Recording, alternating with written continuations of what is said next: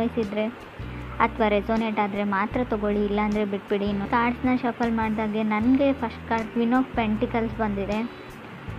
ಯಾವಾಗಲೂ ಹೇಳೋ ಹಾಗೆ first card is A strongest card ಅಂತ. ಕ್ವೀನ್ ಆಫ್ ಪೆಂಟಿಕಲ್ಸ್ ಬಂದಿರೋದ್ರಿಂದ ತುಂಬ ಹಣದ ಬಗ್ಗೆ ಯೋಚನೆ ಇದೆ.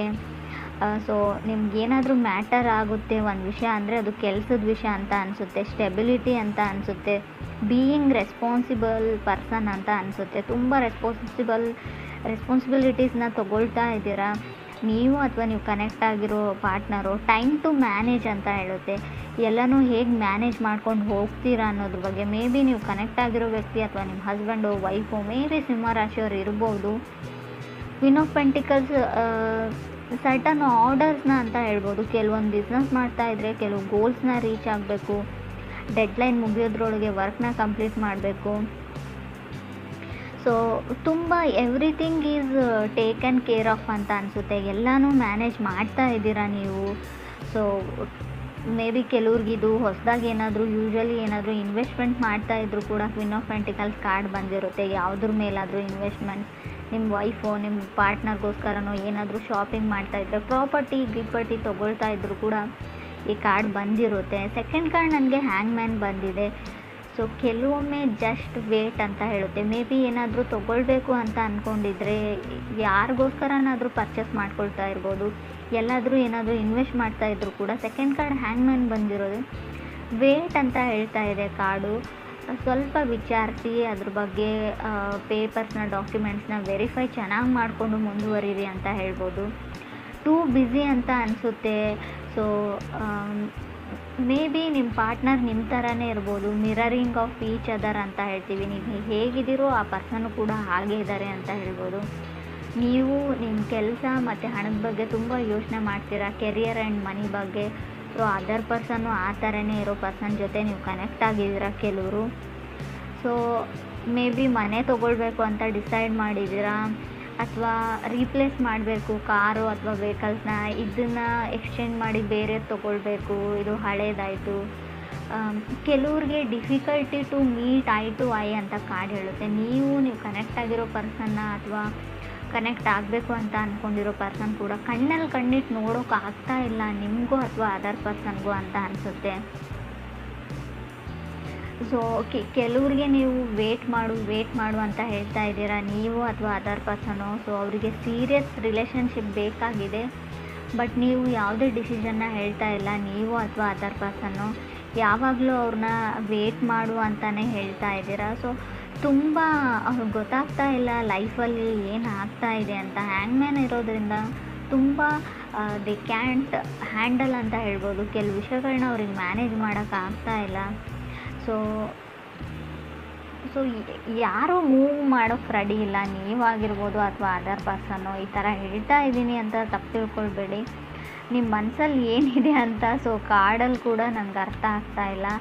ಸೊ ಯಾವುದೇ ಡಿಸಿಷನ್ನ ತೊಗೊಳ್ಳೋಕ್ಕೆ ಅವರು ನೀವು ರೆಡಿ ಇಲ್ವೋ ಅಥವಾ ನೀವು ಕನೆಕ್ಟ್ ಆಗಿರೋ ಪರ್ಸನ್ ರೆಡಿ ಇಲ್ವೋ. ಮೇ ಬಿ ಥರ್ಡ್ ಕಾರ್ಡ್ ನನಗೆ 10 ಆಫ್ ವಾಂಡ್ಸ್ ಬಂದಿದೆ. ತುಂಬ ರೆಸ್ಪಾನ್ಸಿಬಿಲಿಟೀಸ್ ಇರ್ಬೋದು, ಇಲ್ಲ ಅಂತ ಹೇಳಲ್ಲ ನಾನು. ನಿಮಗಿದೆಯೋ ತುಂಬ ಮನೆ ಜವಾಬ್ದಾರಿ ಎಲ್ಲ ಇದೆಯೋ, ಅಥವಾ ಮನೆಯಲ್ಲಿ ಇರೋ ಸಿಬ್ಲಿಂಗ್ಸ್ನ ಸೆಟಲ್ ಮಾಡಬೇಕು, ತುಂಬ ತೊಂದರೆಗಳಿರ್ಬೋದು, ಅಥವಾ ಅದರ್ ಪರ್ಸನ್ಗಿರ್ಬೋದು, ಎಲ್ಲ ಸರಿ. ಬಟ್ ಎಷ್ಟು ಅಂತ ವೇಟ್ ಮಾಡಬೇಕು ಅದರ್ ಪರ್ಸನ್. ಅವ್ರ ಮನೆಯಲ್ಲೂ ಕೂಡ ಕೆಲವು ತೊಂದರೆ ತಾಪತ್ರಯಗಳಿರುತ್ತೆ, ಫ್ಯಾಮ್ಲಿ ಕಡೆಯಿಂದ ಪ್ರೆಷರ್ ಇರುತ್ತೆ ಅವ್ರಿಗೂ ಕೂಡ. ಸೊ ನಿಮ್ಗಾಗಲ್ಲ ಅಂದರೆ ಅವ್ರ ಪಾಡಿಗೆ ಅವ್ರಿಗೆ ಬಿಟ್ಟರೆ ಅವ್ರ ಲೈಫಲ್ಲಿ ಅವ್ರು ಸೆಟಲ್ ಆಗಬಹುದು ಅಂತ ಕಾರ್ಡ್ ಹೇಳುತ್ತೆ. ಫಿಫ್ತ್ ಕಾರ್ಡ್ ನನಗೆ 7 ಆಫ್ ವಾಂಡ್ಸ್ ಬಂದಿದೆ. ಸೊ ಕೆಲವ್ರಿಗೆ ನಾನು ಚೆನ್ನಾಗಿಲ್ಲ ಅಂತ ಅನ್ನಿಸ್ತಾ ಇರ್ಬೋದು. ನೋಡೋದಕ್ಕೆ ಫಿಸಿಕಲ್ ಅಫಿಯರೆನ್ಸಲ್ಲಿ ನನ್ನನ್ನು ಯಾರೂ ಇಷ್ಟಪಡಲ್ಲ, ಸೊ ಏನು ಆ ಥರ ಒಂದು ಭಾವನೆ ಇದ್ದರೂ ಕೂಡ 7 ಆಫ್ ವಾಂಡ್ಸ್ ಬಂದಿರುತ್ತೆ. ಸೊ ಅದರ್ ಪೀಪಲ್ ಪೊಸಿಷನ್ಗೆ ಫೈಟ್ ಮಾಡ್ತಾ ಇರ್ಬೋದು, ನನಗೆ ಸಿಗ್ತಾ ಇಲ್ಲ. ಸೊ ನಿಮಗೂ ಬೆಟರ್ ಪರ್ಸನ್ ಸಿಗುತ್ತೆ, ಪೊಸಿಷನ್ ಸಿಗುತ್ತೆ, ತಾಳ್ಮೆ ಇರಲಿ ಅಂತ ಕಾರ್ಡ್ ಹೇಳ್ತಾ ಇದೆ. ಸೊ ಫಿಫ್ತ್ ಕಾರ್ಡ್ ನನಗೆ ಲವರ್ಸ್ ಕಾರ್ಡ್ ಬಂದಿದೆ. ಮೇ ಬಿ ಕೆಲವ್ರಿಗೆ ಲವರ್ಸ್ ಕಾರ್ಡ್ ಬಂದರೆ ವೆರಿ ಇಂಪಾರ್ಟೆಂಟ್ ಚಾಯ್ಸ್ ಇರೋ ಡಿಸಿಷನ್ನ ತೊಗೊಳ್ಬೇಕಾಗುತ್ತೆ. ಸೊ ಯೂನಿಯನ್ನ ಹೇಳುತ್ತೆ. ಕೆಲವೊಮ್ಮೆ ಲವರ್ಸ್ ಕಾರ್ಡ್ ನಿಮ್ಮ ಎಕ್ಸ್ ಕಮ್ಬ್ಯಾಕ್ ಆಗೋದನ್ನು ಕೂಡ ರೀಪ್ರೆಸೆಂಟ್ ಮಾಡುತ್ತೆ, ಅಥವಾ ನೀವು ಒಂದು ರೀಕನೆಕ್ಟ್ ಆಗಬೇಕು ಅನ್ನೋ ಒಂದು ಮಿಷನ್ನಲ್ಲಿ ಪರ್ಪೋಸಲ್ಲಿ ಮೂವ್ ಆಗ್ತೀರಾ. ಗಾರ್ಡನ್ ಮಾಡ್ತೀರಾ ಆ ವ್ಯಕ್ತಿ ಮುಂದೆ ಅಂತ ಹೇಳ್ಬೋದು. ಸೋಲ್ತೀರಾ, ಎಲ್ಲದಕ್ಕೂ ರೆಡಿ ಅಂತ ಹೇಳ್ತೀರಾ, ಎಸ್ ಅಂತ ಹೇಳ್ತೀರಾ ಅಂತ ಕೂಡ ಕಾರ್ಡ್ ಹೇಳ್ತಾ ಇದೆ.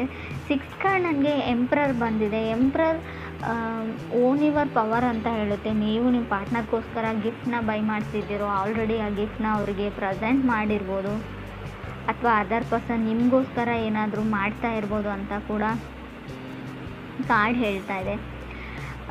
ಕೆಲವ್ರಿಗೆ ಯಾರಿಗಾದ್ರೂ ನೀವು ಸಾರಿ ಕೇಳಬೇಕು, ಅಪಾಲಜಿ ಕೇಳಬೇಕು ಅಂತ ಅಂದ್ಕೊಂಡಿದ್ರು ಕೂಡ ಎಂಪ್ರರ್ ಯಾವ ಥರ ಅಂದರೆ ನೀವು ಸಾರಿ ಕೇಳೋ ಅವಶ್ಯಕತೆ ಇಲ್ಲ, ನೀವು ಮಾಡಿದ ಸರಿಯಾಗೇ ಇದೆ ಅಂತ ಕಾರ್ಡ್ ಹೇಳುತ್ತೆ. ಮೇ ಬಿ ಇದು ಕೆಲವ್ರಿಗೆ ಮಾತ್ರ ಅನ್ವಯಿಸುತ್ತೆ ಫ್ರೆಂಡ್ಸ್, ಎಲ್ರಿಗೂ ಅಲ್ಲ.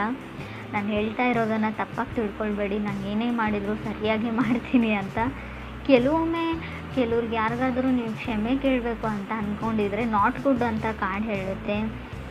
ನಿಮಗೆ ನೀವು ಟ್ರೂ ಟು ಯುವರ್ ಸೆಲ್ಫ್ ಅಂತ ಕಾರ್ಡ್ ಹೇಳುತ್ತೆ. ನಿಮಗೆ ನೀವು ಆತ್ಮಸಾಕ್ಷಿಯಿಂದ ಏನಾದರೂ ಮಾಡ್ತಾ ಇದ್ದರೆ, ನಿಮಗೆ ನೀವು ಆತ್ಮವಂಚನೆ ಮಾಡ್ಕೊಳ್ತಾ ಇಲ್ಲ ಅಂದರೆ, ನಿಮಗೆ ನೀವು ಮಾಡ್ತಾ ಇರೋದು ಸರಿಯಾಗಿದೆ ಅಂತ ಅನಿಸಿದರೆ ಖಂಡಿತವಾಗ್ಲೂ ಅದನ್ನು ಮಾಡಿ. ನೀವು ಸುಮ್ಮನೆ ಯಾರೋ ಹೇಳಿದ್ರು ಅಂತ ಯಾರಿಗೋ ಅಪಾಲಜಿ ಕೇಳೋವಂಥ ಅವಶ್ಯಕತೆ ಇಲ್ಲ. ನಿಮ್ಮ ತಪ್ಪಿಲ್ಲ ಅಂತ ನಿಮ್ಗೆ ಗೊತ್ತಿದ್ದರೆ, 100% ಶ್ಯೂರ್ ಇದ್ದರೆ ಖಂಡಿತ ಅದರ ಅವಶ್ಯಕತೆ ಇಲ್ಲ ಅಂತ ಕಾರ್ಡ್ ಹೇಳುತ್ತೆ.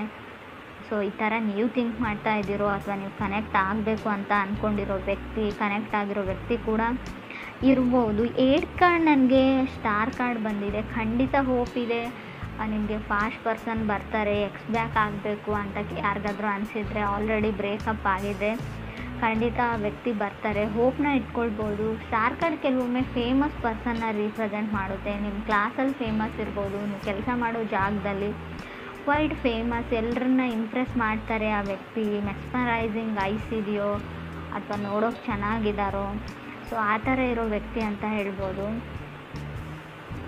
ಅದಕ್ಕೆ ನಿಮ್ಗೆ ಅನ್ನಿಸ್ತಾ ಇರ್ಬೋದು, ನಾನು ನೋಡೋಕೆ ಚೆನ್ನಾಗಿಲ್ಲ, ಅವ್ರು ನನ್ನನ್ನು ಆ್ಯಕ್ಸೆಪ್ಟ್ ಮಾಡ್ಕೊಳ್ತಾರಾ, ನಾನು ಹೋಗಿ ಪ್ರಪೋಸ್ ಮಾಡಿದ್ರು ಅಂತ. ಆ ಥರ ಡೌಟ್ ಇರ್ಬೋದು. 9th ಕಾರ್ಡ್ ನನಗೆ 9 ಆಫ್ ವಾಂಡ್ಸ್ ಬಂದಿದೆ. 9 ಆಫ್ ವಾಂಡ್ಸ್ ಇನ್ಸ್ಪಿರೇಷನ್ ಕಾರ್ಡ್ ಅಂತ ಹೇಳ್ತೀವಿ. ನೀವು ಯಾರನ್ನಾದರೂ ಇನ್ಸ್ಪೈರ್ ಮಾಡ್ಬೋದು, ಅಥವಾ ನೀವೇ ಇನ್ಸ್ಪೈರ್ಡ್ ಆಗ್ಬೋದು ಎಲ್ಲಿಂದಾದರೂ ಅಂತ ಅನಿಸುತ್ತೆ. ಗುಡ್ ಲಕ್ ಅಂತ ಹೇಳ್ಬೋದು. 9 ಆಫ್ ವಾಂಡ್ಸ್ ಮೇ ಬಿ ಸ್ವಲ್ಪ ಒಂಟಿಯಾಗಿರಬೇಕಾಗುತ್ತೆ. 9 ಆಫ್ ವಾಂಡ್ಸ್ ಬಂದರೆ ಯಾರೂ ನಿಮಗೆ ಸಾಥ್ ಕೊಡೋಲ್ಲ. ಕೆಲಸ ಮುಗಿದು ಸಕ್ಸಸ್ ಆದಮೇಲೆ ತುಂಬ ಜನ ನಿಮ್ಮ ಜೊತೆಗಿರ್ತಾರೆ, ಬಟ್ ಆ ಕೆಲಸನ ಕಂಪ್ಲೀಟ್ ಮಾಡೋದ್ರಲ್ಲಿರೋ ಸ್ಟ್ರಗಲಲ್ಲಿ ಯಾರೂ ನಿಮಗೆ ಸಪೋರ್ಟ್ ಮಾಡಲ್ಲ ಅಂತ ಅನಿಸುತ್ತೆ ನನಗೆ. ಕಾರ್ಡ್ ಕೂಡ ಅದನ್ನೇ ಹೇಳ್ತಾ ಇದೆ. ಕೆಲವರು ತುಂಬ ಕ್ರಿಯೇಟಿವ್ ಆಗಿ ಏನೋ ಬಿಲ್ಡ್ ಮಾಡ್ತಾಯಿದ್ರು ಕೂಡ 9 ಆಫ್ ವಾಂಡ್ಸ್ ಬಂದಿರುತ್ತೆ. ಲವ್ ಲೈಫ್ ರೀಡಿಂಗ್ ಆಗಿರೋದ್ರಿಂದ ನಿಮ್ಮ ಪಾರ್ಟ್ನರ್ ಸಪೋರ್ಟ್ ಸಿಗೋದು ಕಮ್ಮಿ, ಕೆಲವ್ರಿಗೆ ಸಿಗ್ತಾ ಇಲ್ಲ, ನಿಮ್ಮನ್ನು ಅವ್ರು ನಂಬ್ತಾ ಇಲ್ಲ ಅಂತ ಹೇಳ್ಬೋದು. ಮೇ ಬಿ ಅಫಿಷಿಯಲಿ ಅವ್ರಿಗೇನೋ ಬೇಕಾಗಿದೆ, ಅಫಿಷಿಯಲಿ ಅವ್ರು ನೀವು ಮದುವೆ ಆಗಬೇಕು, ಅಥವಾ ಅಲ್ಲಿವರೆಗೂ ಅವ್ರಿಗೆ ನಂಬಿಕೆ ಬರಲ್ಲ, ನೀವೇನೇ ಹೇಳಿದ್ರು ಅವ್ರು ನಂಬ್ತಾ ಇಲ್ಲ ಅಂತ ಹೇಳ್ಬೋದು. 10th ಕಾರ್ಡ್ ನನಗೆ ಹರ್ಮೆಟ್ ಕಾರ್ಡ್ ಬಂದಿದೆ. ತುಂಬ ಟ್ರಸ್ಟ್ ಇಶ್ಯೂಸ್ ಇದೆ ಅಂತ ಹೇಳ್ಬೋದು. ನಂಬಿಕೆ ಪ್ರಶ್ನೆ, ನಿಮ್ಮನ್ನು ನಂಬೋಕೆ ಆಗ್ತಾ ಇಲ್ಲ, ನಿಮ್ಮನ್ನು ನಂಬೋದಾ, ನಾನು ನಿಮಗೋಸ್ಕರ ವೇಟ್ ಮಾಡ್ಬೋದಾ ಅನ್ನೋ ಥಾಟ್ ಎಲ್ಲ ಬರ್ತಾ ಇದೆ ಅವ್ರಿಗೆ.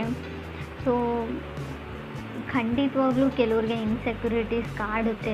ನೀವು ಅವರು ನಂಬಿಕೆ ಉಳ್ಕೊಳ್ಳುವಂಥ ಕೆಲಸ ನೀವು ಮಾಡಿಲ್ವೋ, ಅಥವಾ ನಿಮ್ಮ ಪಾರ್ಟ್ನರ್ ಮಾಡಿಲ್ವೋ, ತುಂಬ ಬರ್ಡನ್ ಫೀಲ್ ಆಗ್ತಾ ಇದೆ ಅಂತ ಹೇಳ್ಬೋದು. 9 ಆಫ್ ವಾಂಡ್ಸ್ ಕೆಲವೊಮ್ಮೆ ಬರ್ಡನ್ನು ಕೂಡ ರೀಪ್ರೆಸೆಂಟ್ ಮಾಡುತ್ತೆ, ಅದು ಕೂಡ ರಿಯಲ್ ಬರ್ಡನ್ನು. ಇನ್ನೇನು ಆ ವ್ಯಕ್ತಿ ಮನಸ್ಸನ್ನ ನೀವು ಪರಿವರ್ತನೆ ಮಾಡಿರ್ತೀರ, ಕನ್ವಿನ್ಸ್ ಮಾಡಿರ್ತೀರ ಅಪಾಲಜಿ ಕೇಳಿ.